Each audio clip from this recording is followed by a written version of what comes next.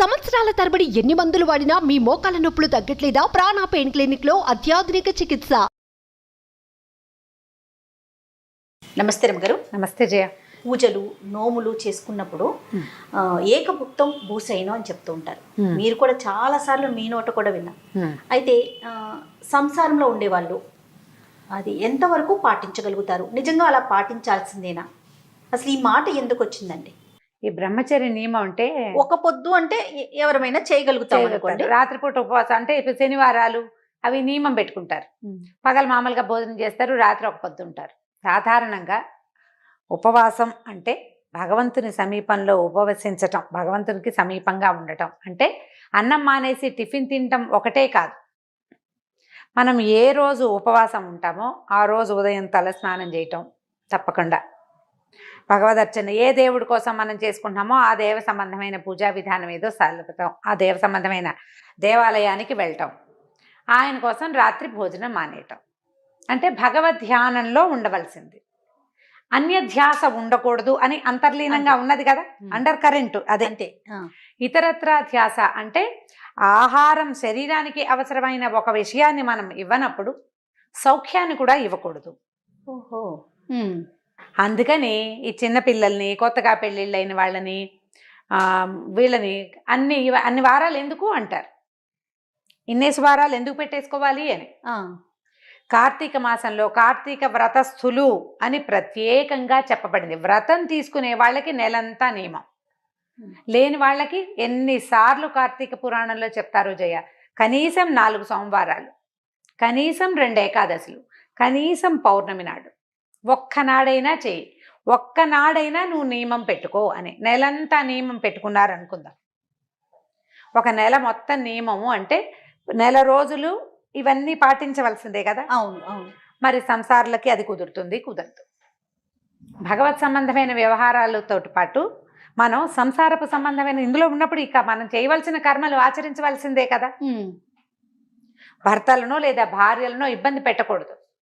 వాళ్ళని డిస్సాటిస్ఫై చేసి నువ్వు పూజ చేసిన ఫలితం ఉండదని కూడా చెప్తున్నారు, అది చెప్తారు అందులో. మన జీవిత భాగస్వామిని డిస్సాటిస్ఫై చేయకూడదు. అందుకని కార్తీక వ్రతస్థులు ప్రత్యేకంగా ఇళ్లల్లో ఉండకుండా ఏదైనా ఊరెళ్ళి క్షేత్రానికి వెళ్ళి క్షేత్రంలో చేసే విధానాలు కూడా చెప్పబడ్డాయి. నెలంతా నియమం ఉంచుకునే వాళ్ళు సాధారణంగా పెద్దవాళ్ళు అయి ఉంటారు. సాధారణంగా సంసార జీవితం గడిపే చిన్నవాళ్ళకి అది చెప్పబడలా.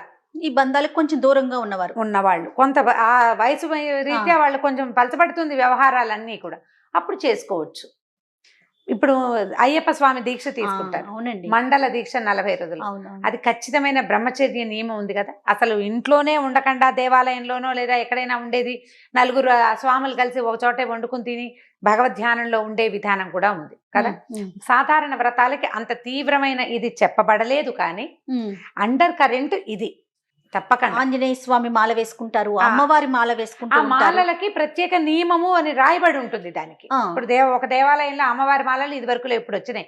భవానీ దీక్ష అంటే దానికి బ్రహ్మచర్యం అనేది నియమం. ఖచ్చితంగా గురువుగారు ఎవరి దగ్గర మాల వేసుకున్నారో వాళ్ళు చెప్తారు. మనం ఈ కార్తీక మాసం, మార్గశిర మాసానికి మనం ఎక్కడికి వెళ్ళాం, మనమే ఏదో చదువుకుంటూ ఉంటాం. అవునవును. అలాంటప్పుడు మీరు నియమం పెట్టుకున్న రోజున బ్రహ్మచర్యం పాటించాలి.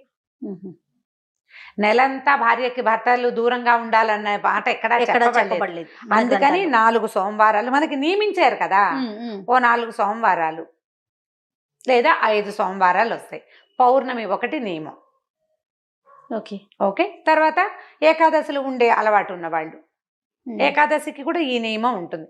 నువ్వు భగవత్ సంబంధమైన వ్యవహారం పెట్టుకున్నప్పుడు మనోవాక్కాయ కర్మలతో భగవంతుణ్ణి ప్రార్థించాలి, ఇతర సౌఖ్యాల వైపుకి వెళ్ళకూడదు. ఓకే. అయితే కొన్ని సంసారాల్లో చూస్తూ ఉంటాం రమ్మగారు, దంపతులు బ్రహ్మచర్యం పాటిస్తూ ఉంటారు. అంటే ఎలాంటి పండుగ ఉండదు, నోము ఉండదు, వ్రతము ఉండదు, ఏమీ లేకుండా కూడా బ్రహ్మచర్యం పాటిస్తూ ఉంటారు. అది మంచిదేనా? అది కరెక్టేనా? అంటే మరి వాళ్ళు ఏ విధానం బట్టి అది ఎందుకు పెట్టుకున్నారో కరెక్టేనా అంటే ఇంక వీరికి వివాహం ఎందుకు? వివాహం ఎందుకు చేసుకుంటారు జయ? ధర్మ ప్రజా సంపత్త్యర్థం అని ఒక వాక్యం ఉంటుంది వివాహ మంత్రాల్లో.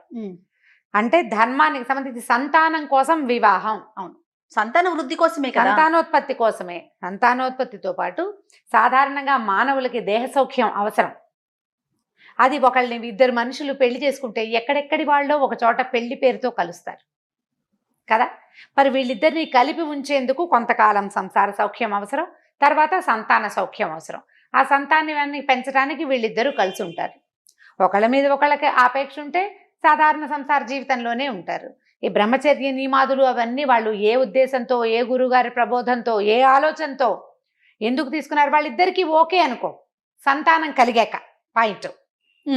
పెళ్లి చేసుకున్నాక బ్రహ్మచర్యం కాదు, పెళ్లి చేసుకుని వాళ్ళకి సంతానం కలిగాక వాళ్ళిద్దరూ ఒక వడంబడికి వచ్చి మనం ఇంకా సంసార జీవితంలో ఉండద్దు, ఇలా కలిసి ఉందాం, పిల్లవాడిని పెంచుకుందాం, కానీ బ్రహ్మచర్యం పాటిద్దామని ఒకళ్ళనొకళ్ళు ఒప్పించుకుంటే. ఇప్పుడు భర్తకి ఇష్టం లేని బ్రహ్మచర్యం భార్య కానీ, భార్యకి ఇష్టం లేని బ్రహ్మచర్యం భర్త కానీ చేయకూడదమ్మా, అదే ధర్మం కాదు. అదే నేను అడుగుదాం. వివాహ క్రతువు ఫెయిల్ అయిపోయినట్టే, అప్పుడు వివాహం అనే బంధం ఫెయిల్ అయినట్టే. భర్తలు వివాహం ఎలాంటి పటిష్టమైన మంత్రపూరితమైన వ్యవస్థ అంటే, భర్త సన్యాసం తీసుకోవాలి అంటే భార్య అనుమతి కావాలి. బ్రహ్మచారి అనుకో, పెళ్లిగాని పిల్లవాడు అనుకో, తల్లి అనుమతి కావాలి. మనకి ఆదిశంకరుల కథలో అది క్లియర్గా చెప్తారు. తల్లి అనుమతించకుండా బ్రహ్మచారి సన్యాసం తీసుకోకూడదు, ఆమె ఒప్పుకోవాలి. వివాహితుడైతే, నువ్వు వివాహితుడంటే ఎక్కడో నువ్వు దారిపోయి ఎక్కడో చోట మీ ఇద్దరు కలిసి ఉంటే అది వివాహం కాదు. మంత్రపూతమైన వివాహం గనక మీరు చేసుకుని అగ్నిసాక్షిగా భార్యను వివాహం చేసుకుంటే ఆమె ఒప్పుకోని బ్రహ్మచర్యం కానీ, ఆమె ఒప్పుకోని సన్యాసం కానీ కుదరవు. అలా చెయ్యకూడదు, ధర్మం ఒప్పుకోవద్దు దానికి. నా ఇష్టం అంటే నీ ఇష్టమే, ఇక నీకు పెళ్ళెందుకు, పేరెంటం ఎందుకు, డబ్బు దండగా, నీ ఇష్టం అనడానికి వీల్లేదు. మనం ఒక పెళ్లి చేసుకునేదే ధర్మ ప్రజా సంపత్త్యర్థం అనేది ఉంటుంది. మన సంతానాన్ని ఉత్పత్తి చేసుకోవడం కోసం, మన సంసారాన్ని ముందుకు తీసుకెళ్ళటం కోసం, వంశానుక్రమణిక ముందుకు పెంచడం కోసం, వంశపు వరస పెరగాలి ముందుకి. మన శాస్త్రాల ప్రకారం ఇది తప్పు అని చెప్పడం జరిగిందా రమ్మగారు? తప్పు, బ్రహ్మచర్యం పనికిరాదు, ఆమె ఒప్పుకోవాలి. ఇప్పుడు ఈయన భవానీ మాల వేసుకోవడానికి కూడా భార్యలు ఒప్పుకోవాలి జయ. అయ్యప్ప మాల వేసుకోవాలి 40 రోజులు, ఈయన ఇలాంటి నియమం పాటించాలంటే భార్యకి ఇష్టం లేకుండా చేస్తే ఫలించదు అది, ఆమె ఒప్పుకోవాలి దానికి, అది నియమం. ఇప్పుడు మీరిద్దరు పార్ట్నర్స్ జయ, ఇద్దరు పార్ట్నర్స్ ఉన్నాం, నువ్వు 1,00,000 రూపాయలు ఎక్కడైనా పెట్టొస్తావు, నీ పార్ట్నర్ ఒప్పుకోవద్దు, డబ్బు దగ్గరే ఒప్పుకోవాలి కదా, జీవితం కాదు. ఆమె నిన్ను నమ్మి కదా ధర్మేచ అర్థేచ మోక్షేచ కామేచ నాతి చెరామి అని చెప్పావు నువ్వు పెళ్లిలో, ఈమెని అతిచరించి ప్రవర్తించను అని. నువ్వు ఇది కాకుండా ఇంకో వ్యవహారం చెయ్యాలన్నా ఆమె ఒప్పుకోవాలి. నువ్వు అసలు ఇది కాదు నేను ఏది చేయను అన్నా కూడా ఆమె ఒప్పుకోవాలి. ఒప్పుకోనిది ఫలించదు, ఇది ధర్మ సంబంధమైన వ్యవహారం అనుకో.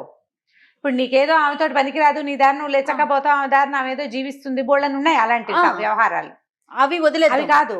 ప్రత్యేకంగా బ్రహ్మచర్యం అనే నియమం కానీ సన్యాసాశ్రమం కానీ తీసుకోవాలంటే భార్య ఒప్పుకోవాలి, అనుమతి కావాల్సిందే. వివాహం అయ్యాక సంతానం కలగకుండా మేము బ్రహ్మచర్యం పాటిస్తాం, ఊరికే మేము ఇద్దరం కలిసి ఒకసారి వండు తింటాం అంటే దానికి పెళ్లి చేసుకోక్కర్లేదు. ఇప్పుడు చూస్తున్నాం కదా కొత్త కల్చర్, అది చాలు. పెళ్లి ఎందుకు? ఇప్పుడు నువ్వు కలిసి ఉండాల్సిన అవసరం ఏముంది? వంట చేసి పెట్టడానికి వంట మనిషి పెట్టుకోవచ్చు, దానికి భార్య పదం ఎందుకమ్మా? భార్య అనేది ఒక పదవి, ఒక ధర్మ సంబంధమైన వ్యవహారం, అది నువ్వు అందులోకి ఎందుకు దిగాలి? అసలు అందులోకి దిగావు అంటే మనకి ఏ రూల్స్ అండ్ రెగ్యులేషన్స్ ఉన్నాయో ఇవి ఫాలో అవ్వాల్సింది. ఖచ్చితంగా నువ్వు వివాహం చేసుకుంటే సంతానం కలగాలి, ఆమెని ఆ భాగ్యం నుంచి దూరం చేయకూడదు, లేదా అతనిని డిప్రైవ్ చేయకూడదు, కలిసి ఉండాల్సిందే. ఇప్పుడు ధర్మం లేదు ఏమీ లేదు జయ, కలియుగంలో ఒక ధర్మం 4 పాదాలు నడవాల్సి ఒక పాదం మీద నడుస్తుంది, ఆ పాదం కూడా కుంటికాలే. మనం ఇలాంటివి డిస్కషన్లు పెడుతూ ఉంటాం. ఇప్పుడు నేనే పెడితే మహానుభావులు పెద్ద పెద్ద వాళ్ళు ఎంతమంది ఎన్నిసార్లు చెప్పుంటారు.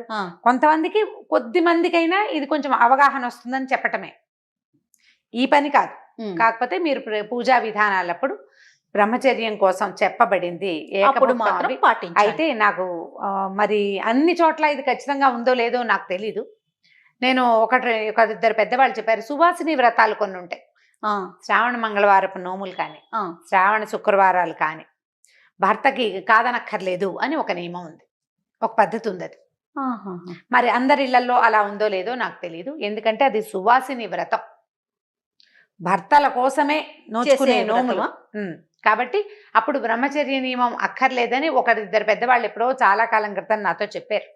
ఇది ఎంతమంది దీనికి ఓటేస్తారో నాకు తెలీదు, నన్ను ఎవరైనా అడిగితే నేను ఈ మాట చెప్తా, ఎందుకంటే నేను తెలుసుకున్నాను. అది నేను ప్రచారంలోకి తీసుకొచ్చే ఉద్దేశం కాదు, ఇలా కొంతమంది కొన్ని కుటుంబాలలో ఈ పద్ధతి చెప్తారు.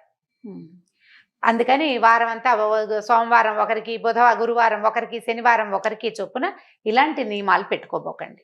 చిన్నపిల్లలైతే చిన్నపిల్లలైతే, సంసారంలో ఉన్న వాళ్ళైతే మీ పార్ట్నర్ అనుమతి లేకుండా చేయకూడదు. ఓకే. వాళ్ళని ఒప్పుకుంటేనే మీ వ్రతం కానీ మీరు పెట్టుకున్న ఒక పొద్దు కానీ ఫలిస్తుంది. లేకపోతే ఫలితమే ఉండదు. ఫలితం ఉండని పని ఎందుకు అనవసరం కదా. ఫలితాన్ని ఆశించే కదండి అదే మనం ఏ పూజ చేసినా ఏ వ్రతం చేసుకున్నా కూడా. అంతే.